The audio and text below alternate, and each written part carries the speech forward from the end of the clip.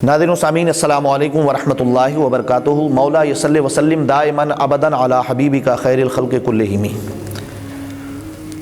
ناظرین ایک سوال اور ہے کہ ناخون کاٹنا، اب صرف اتنا ہی سوال ہے کہ ناخون کاٹنا، لیکن میں بتاتا ہوں کہ یہ ناخون کاٹنا طریقہ سنت کیا ہے کب کاٹنا چاہیے۔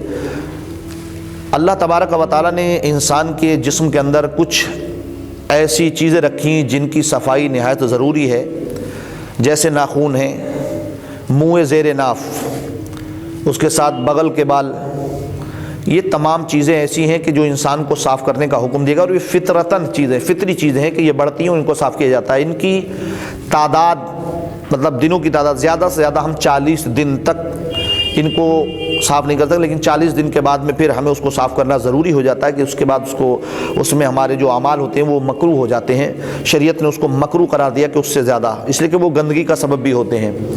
ناظرین کرام، ناخون جیسے کہ بہت لمبے کرنا یہ شریعت مطہرہ نے منع فرمایا، کیوں؟ اس لیے کہ وہ گندگی کا گھر ہیں۔ ایسے ہی منہ زیر ناف ہیں کہ ان کو جلد سے جلد صاف کرنا چاہیے جیسے بھی ہو، لیکن زیادہ سے زیادہ جو تعداد بتائی اس کی شریعت مطالعہ نے وہ 40 دن بتائی، 40 دن کے اندر اسے صاف کر لینا چاہیے۔ اسی طرح مونچھیں تراشنا ہے، مونچھیں بہت زیادہ جب بڑھ جاتی ہیں وہ بھی شریعت نے منع فرمایا۔ آقا کریم صلی اللہ علیہ وسلم نے فرمایا قصر الشوارب، مونچھوں کو پست کرو اور داڑھیوں کو لمبا کرو۔ تو اس لیے جب مونچھیں بڑھ کر ہونٹوں پہ آنے لگیں تو وہ پھر غیر مسلموں کی مشابہت اختیار کر لیتی ہیں، اس لیے اس کو بھی 40 دن کے اندر تراش لینا ہی چاہیے۔ طریقہ اس کا یہ ہے کہ آپ ناخون کاٹنے کا جو طریقہ، مسنون طریقہ جو فقہاء کرام نے فرمایا، بہار شریعت میں صاحب بہار شریعت نے فرمایا ہے، وہ یہ ہے کہ جب آپ ناخون کاٹیں تو داہنے ہاتھ کی، رائٹ ہینڈ، اس کی شہادت کی انگلی سے شروع کریں، اس کے بعد اس کے برابر والی یعنی جس کو بیچ کی انگلی کہا جاتا ہے، اس کے بعد اس کے برابر، اس کے بعد سب سے چھوٹی یعنی چھنگلیہ جسے کہا جاتا ہے۔ ابھی دائیں ہاتھ کے انگوٹھے کو چھوڑ دیا ہے، پھر اس کے بعد جب یہ 4 کٹ گئیں تو پھر بائیں ہاتھ کی چھنگلیہ سے شروع کر کے ترتیب وار کاٹتے ہوئے آئیں انگوٹھے پر، اور سب سے لاسٹ میں جو سیدھے ہاتھ کا انگوٹھا ہم نے ناخون کا چھوڑا ہے، سب سے آخر میں سیدھے ہاتھ کے انگوٹھے کا ناخون کاٹیں گے۔ یہ مسنون طریقہ ناخون کاٹنے کا ہے۔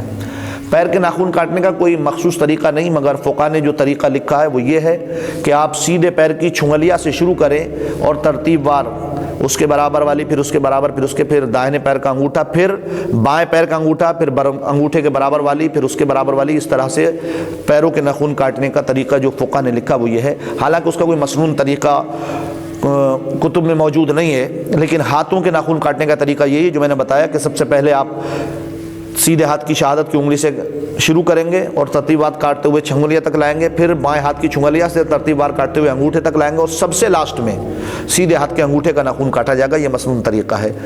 آج کل فیشن ہو گیا ہے، بہت ساری عورتیں اور بہت سارے لوگ بڑے بڑے ناخون بڑھا لیتے ہیں، لیکن میں یہ گزارش کروں گا کہ ہمارے لیے کوئی بھی فیشن وہ فیشن نہیں، وہ یقیناً جہنم کا راستہ ہوتا ہے جو مصطفیٰ کی شریعت کو چھوڑ کر ہمیں اپنانا پڑتا ہے۔ اس لیے جنت میں لے جانے والا اور بخشش کرانے والا ایک ہی راستہ ہوتا ہے جو پیارے مصطفیٰ کی سنتوں کا راستہ ہے۔ آقا کریم صلی اللہ تعالی علیہ وسلم نے جس چیز کا ہمیں حکم ارشاد فرمایا، ہمیں چاہیے کہ ہم اس پر عمل کریں، اور جس چیز سے نبی نے منع فرمایا ہمیں چاہیے وہ چاہے کتنی ہی قیمتی کیوں نہ ہو، ہمیں اس سے دور ہٹ جانا چاہیے۔ یہی ایمان کا تقاضا ہے۔ ناخون تو کوئی قیمت کی چیز بھی نہیں ہے، اور اس میں کیا خوبصورتی ہوتی ہے اگر بجو کے جیسے ناخون بڑھا لیے گئے، نعوذ باللہ من ذالک۔ عزیزان محترم، اس لیے میں گزارش کروں گا کہ تمام اسلامی بھائی اور خواتین، اسلامی بہنیں جو اس چیز کو فالو کرتی ہیں، انہیں چاہیے کہ وہ اپنے آپ کو اگر مصطفیٰ کی کنیز اور مصطفیٰ کا غلام سمجھتے ہیں تو ان چیزوں پر عمل کریں جس کا حکم پیارے مصطفیٰ نے عطا فرمایا۔ اللہ تبارک و تعالی ہمیں آپ کو سب کو عمل کی توفیق عطا فرمائے۔ السلام علیکم ورحمۃ اللہ۔